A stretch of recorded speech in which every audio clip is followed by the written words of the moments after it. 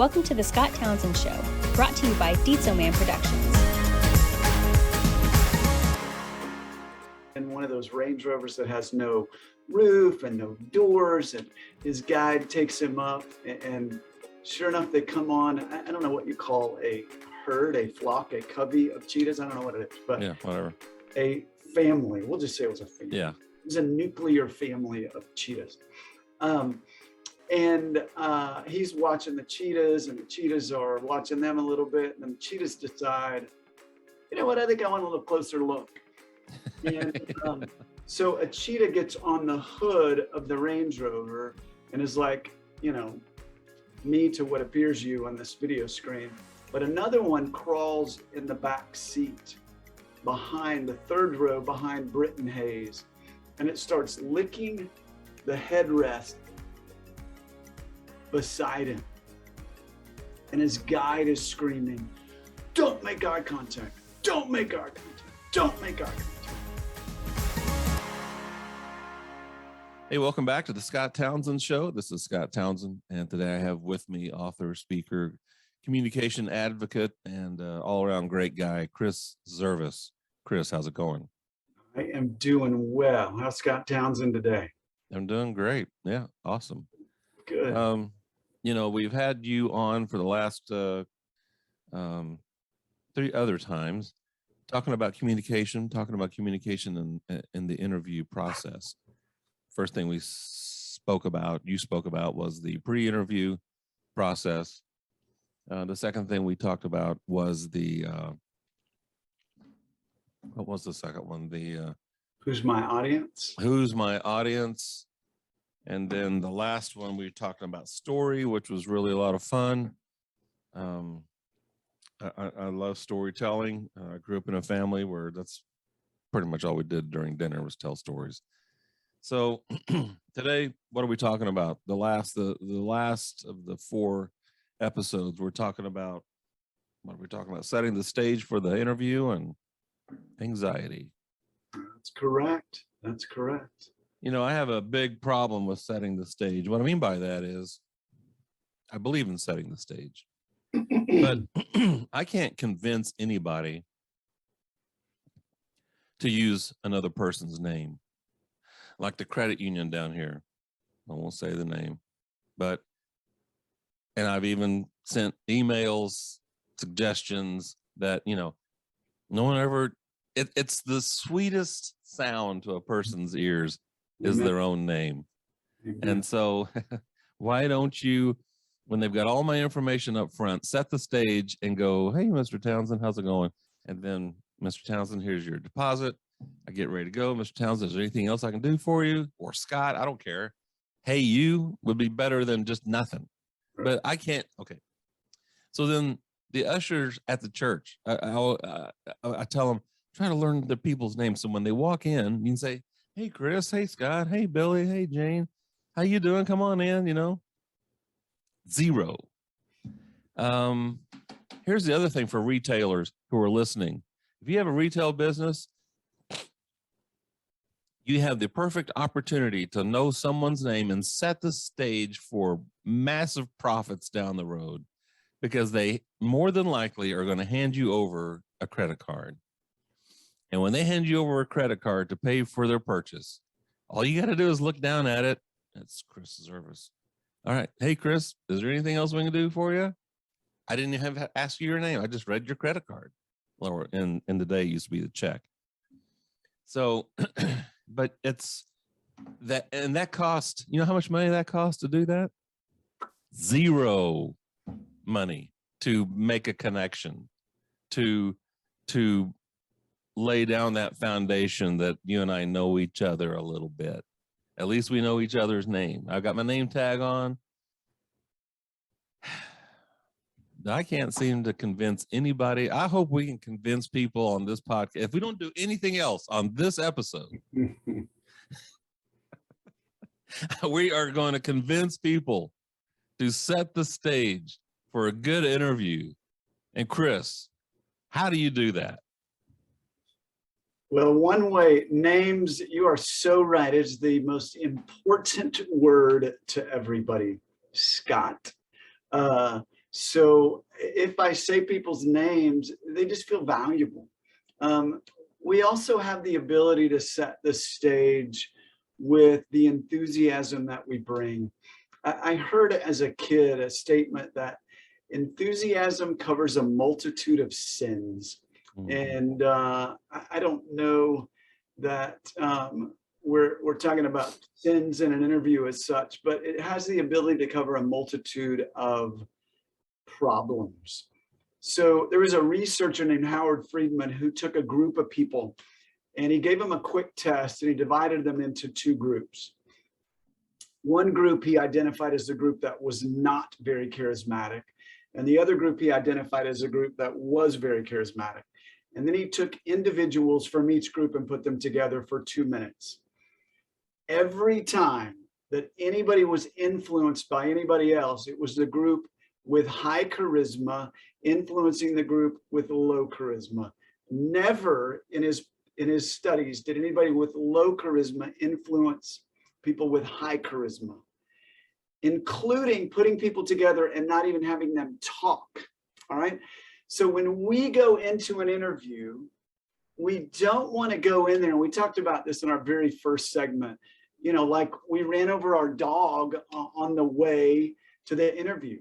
I mean, our enthusiasm sets the stage. We have the opportunity to be, even though it is not our home field advantage, we have the opportunity to be the thermostat in the room. And I'm not talking about going in an interview and acting like John Wayne or some character that you're really not, but I am talking Robbins.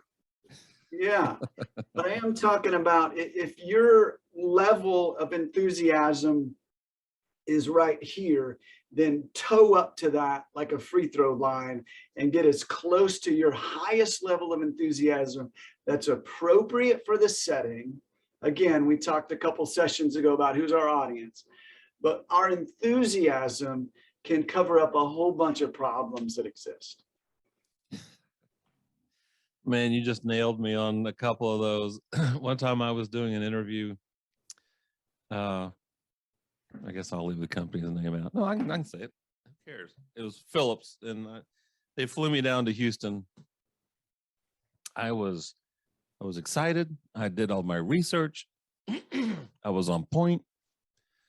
I was looking good, feeling good. In the morning of the interview, I drank way too much coffee. I mean, I got up early. I'm reading my notes again. You know, I'm like auditioning for some big movie or something, you know. Right.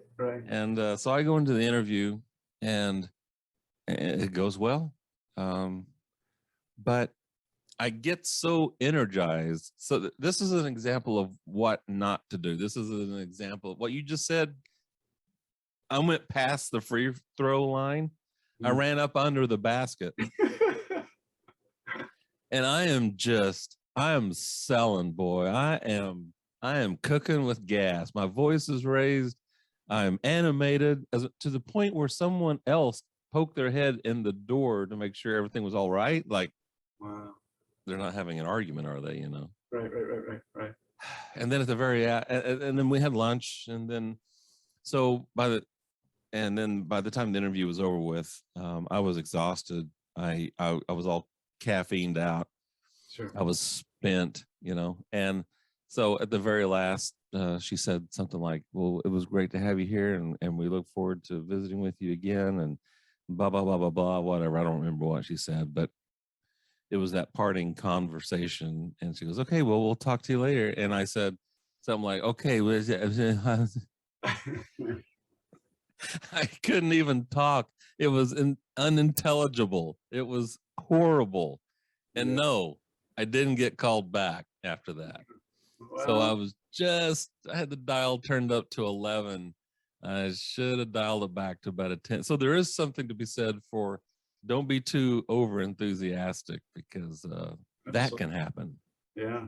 I mean, that segment we talked about a couple ago, who's our audience, is so critical. I remember a great bomb that I have by just totally misreading the audience. This guy was all business, and I thought we'd try to talk for a while about things unrelated, but he didn't care. And I droned on about things that weren't related to the interview. And after a while, I could just tell that this was not going as I had planned. So, we all make mistakes in the process and get a little better because of it. It's funny now, but at the time it was painful. Yeah, absolutely. Absolutely. Actually, it was a little laughable then too. I realized as I was saying this, that was about the stupidest, dumbest thing you could do, but anyway, it makes for a great story down the road. There you go.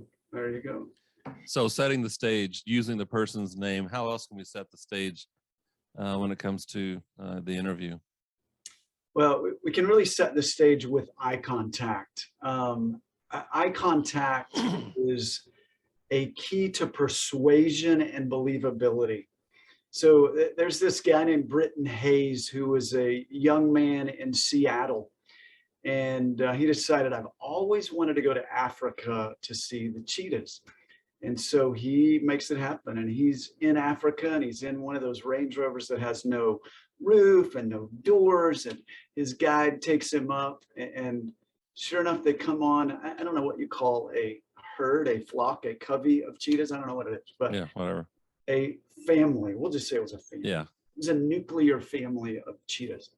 And he's watching the cheetahs and the cheetahs are watching them a little bit. And then the cheetahs decide, you know what, I think I want a little closer look.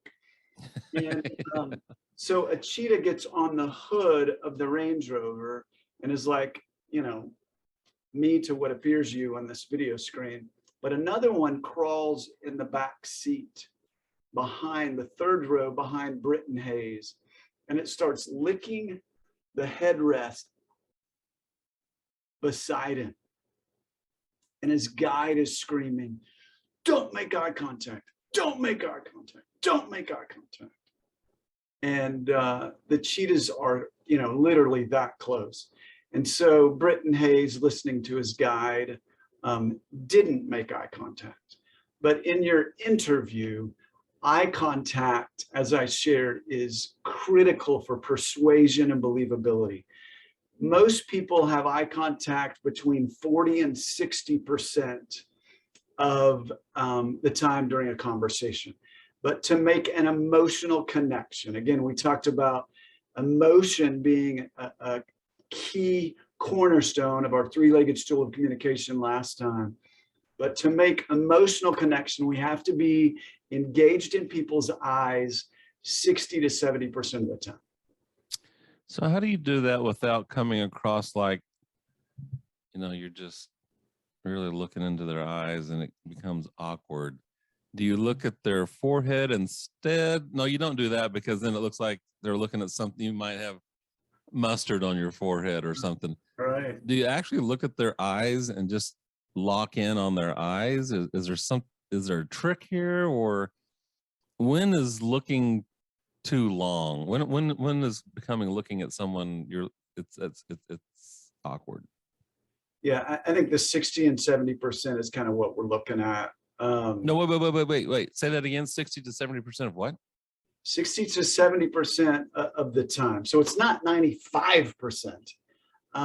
It's 60 to 70% of the time that you're engaged in dialogue. You want to be. Okay. I missed that. Okay, I'm sorry. That's my fault. It's okay. But, one thing that's really important is when I'm just learning, my dad was an orthodontist. All right. So eye contact for me was a foreign concept. Eye to tooth contact was my MO my whole life. So when I learned to look people in the eyes, it felt creepy. So I'm kind of learning to lift my gaze. And as a young man, I remember my boss was a great leader, really strong. And when he would talk to me, I would look him in the eyes. But when I would talk to him, I would avert my eyes. And researchers will tell us that people with high dominance will look people in the eyes when they talk. And we're not trying to be dominating by 90% eye contact, but we need to show a confidence, especially when we're talking, to look people in the eyes between 60 and 70% of the time. Okay. So, we can avert our gaze to grab a thought, but holding eye contact it's a pretty critical piece to really setting the stage for success. A lot of times when I'm interviewing for this podcast, I'll find myself looking off, thinking about what I'm going to say, maybe trying to form a question or a story, and I find myself just looking off, like all the time, rarely looking at the person that I'm speaking to. And so that, I guess I need to work on that. This day of video interviewing is a challenge as well, because we have to learn to look at the dot. And To do what? To look at the dot, like the camera dot. So like right now I'm looking at you, which makes me think I'm looking at you, which I am. But for the viewer, doesn't I'm not looking at, so I'm looking here. And that's, I got to tell you, over 150 episodes that I've done with this thing, that's tough. That's still tough. That is tough. Absolutely. Because I can see you in my peripheral. I can see the camera right here. And getting all that to work together is difficult. It's really difficult. Yeah. Anyway. Yeah, no, you're exactly right.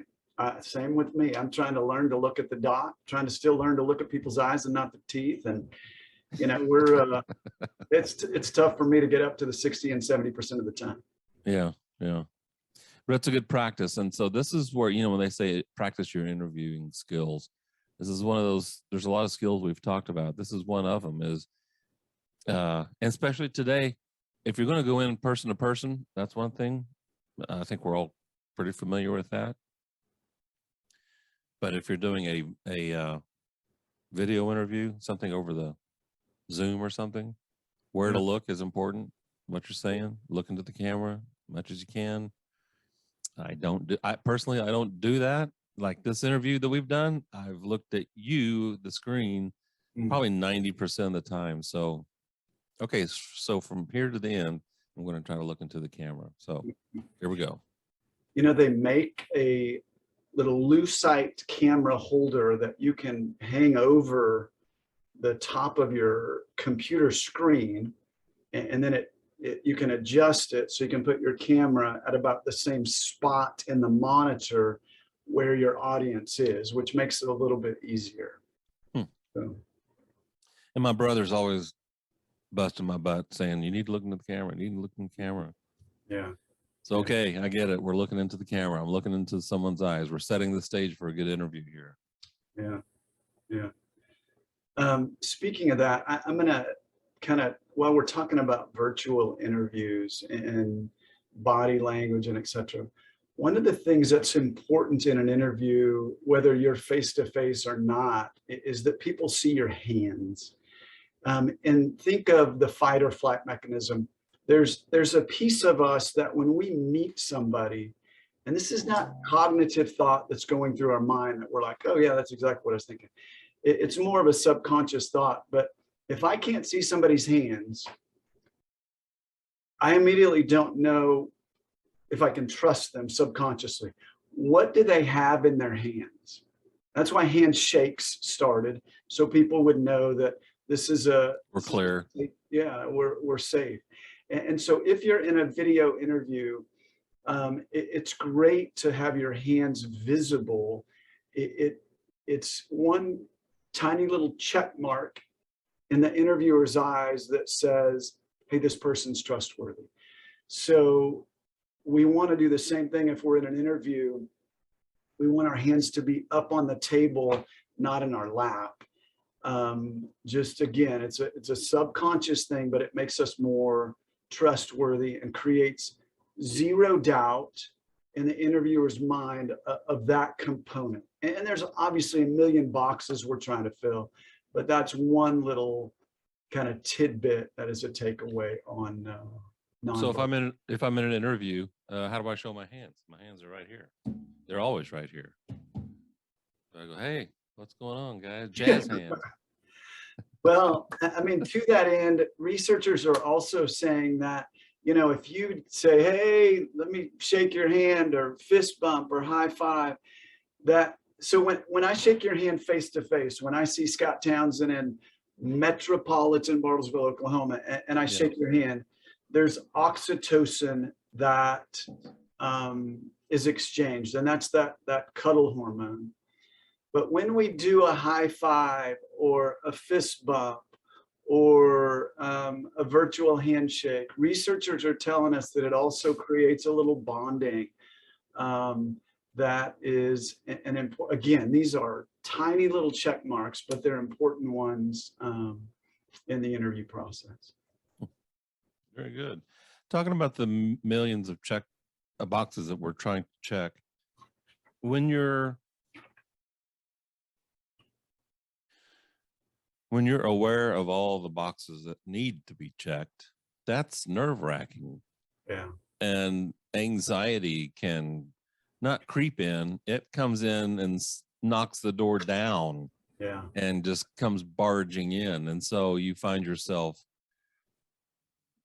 caffeinating yourself to try to overcome your sweating, your mind's racing. So anxiety is a huge part of, no one likes to go to an interview. Yeah. You never hear anybody go, man, I get to go to an interview tomorrow. That's going to be so great. Can't wait to get my heart rate down. I needed that. Yeah, exactly. So how do you handle anxiety? You want to talk about anxiety for a little bit? Sure. Well, I think, you mentioned a great piece, is that there's no substitute for practice. So a practice interview where, you've made a list of notes and your buddies are saying, hey, your hands aren't on the table, or you're not looking them in the eyes, or, you've rehearsed your stories that we talked about in the last segment, where these things are natural responses. I want to control as many controllable things as I can, so that the things that I can't control, I can deal with. So practice allows us to do that. Another way is, there's a bunch of ways, and I'll give you a couple today, but visualizing success is a huge deal. So as a man thinks within his heart, so he is.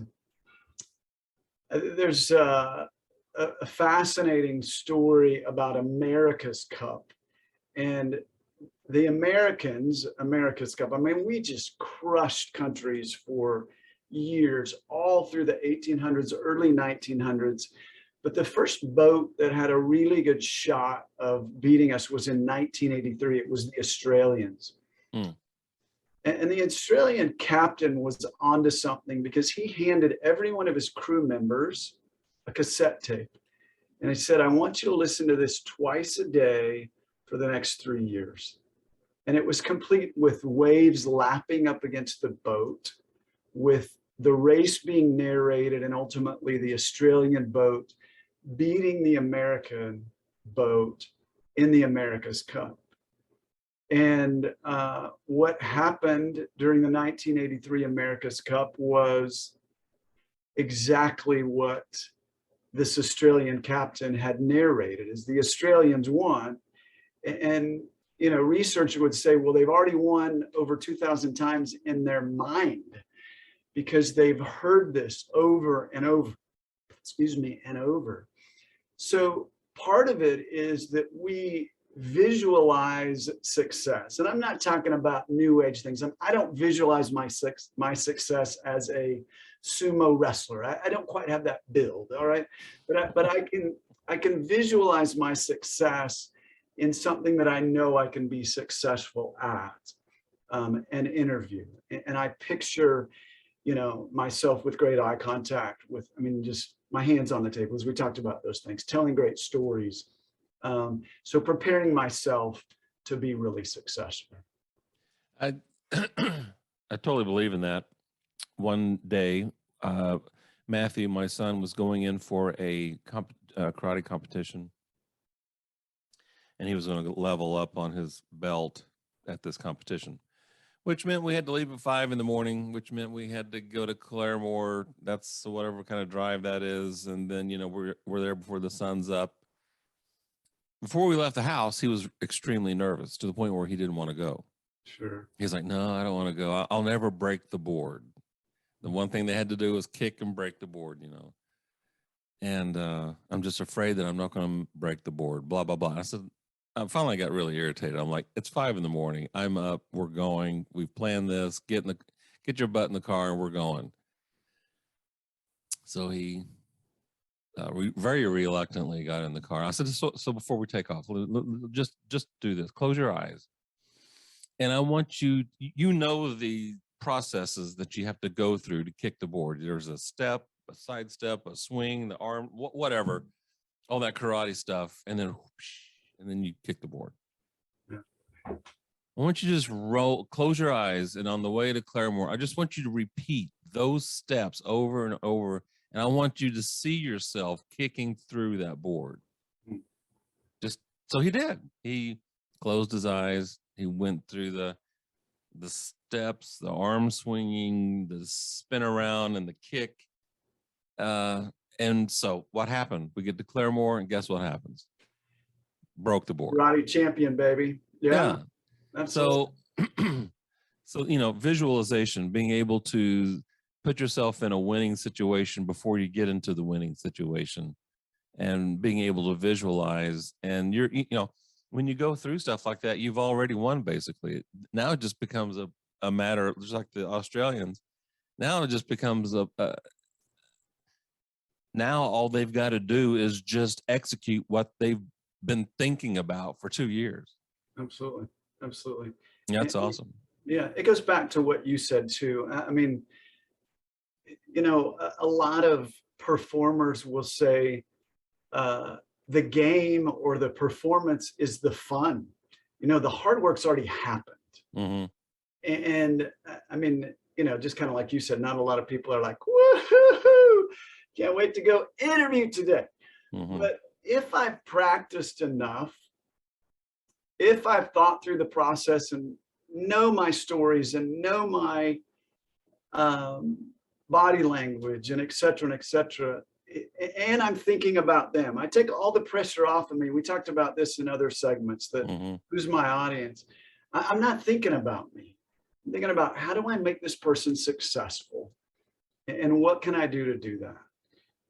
It takes a lot of pressure off of us, and we can enjoy the performance, if you will.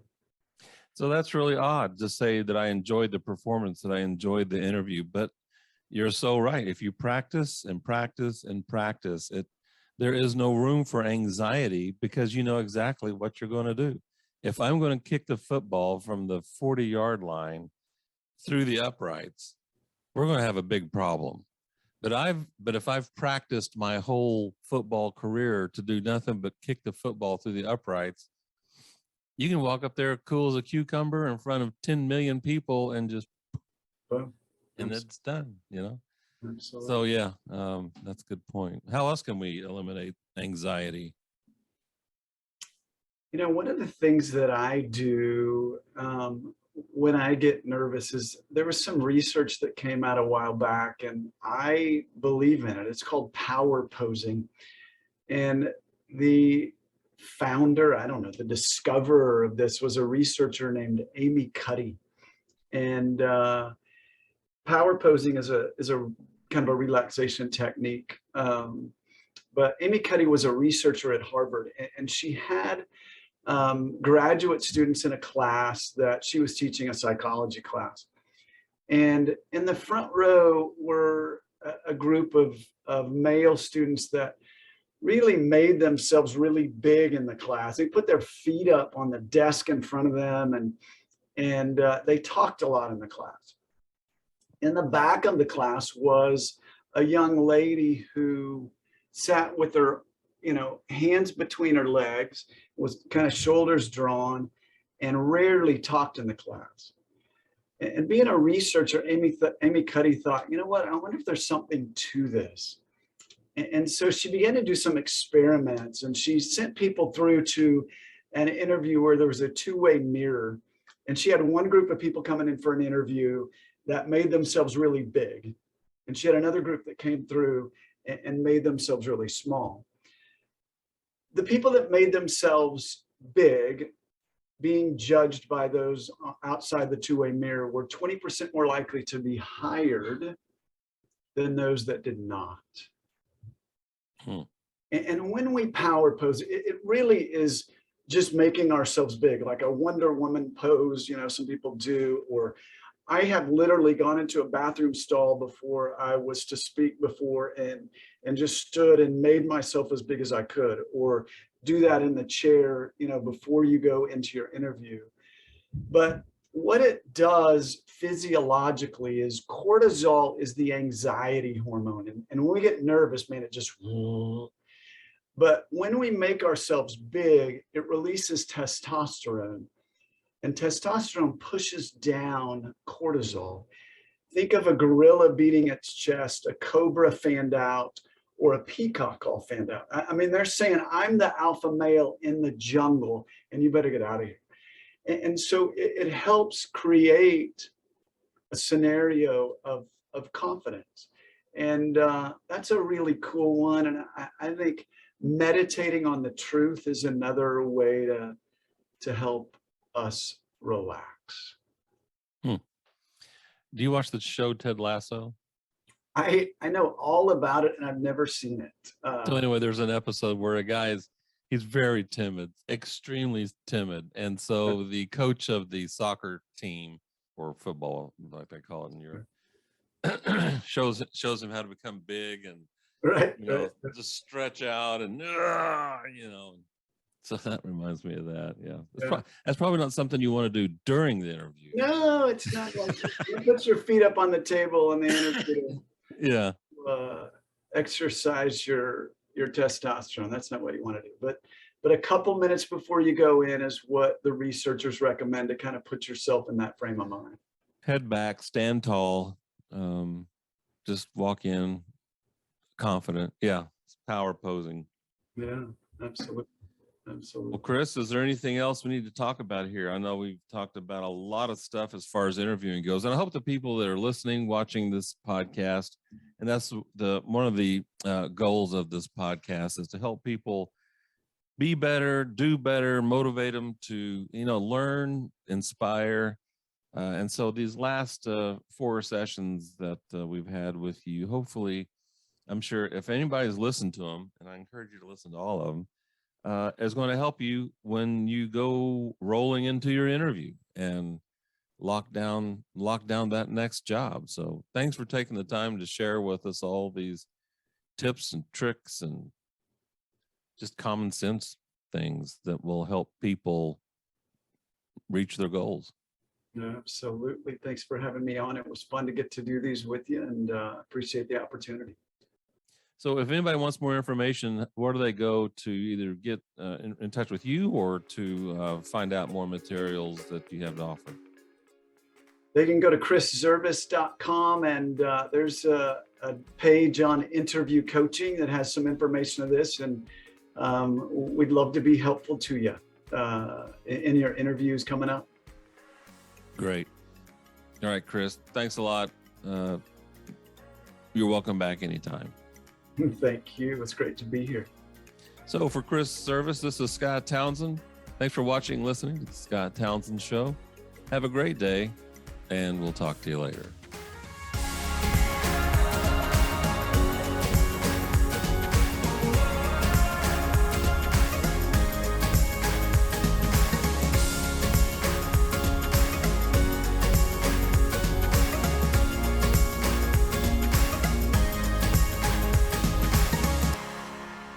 The Scott Townsend Show is a Dietzo Man production.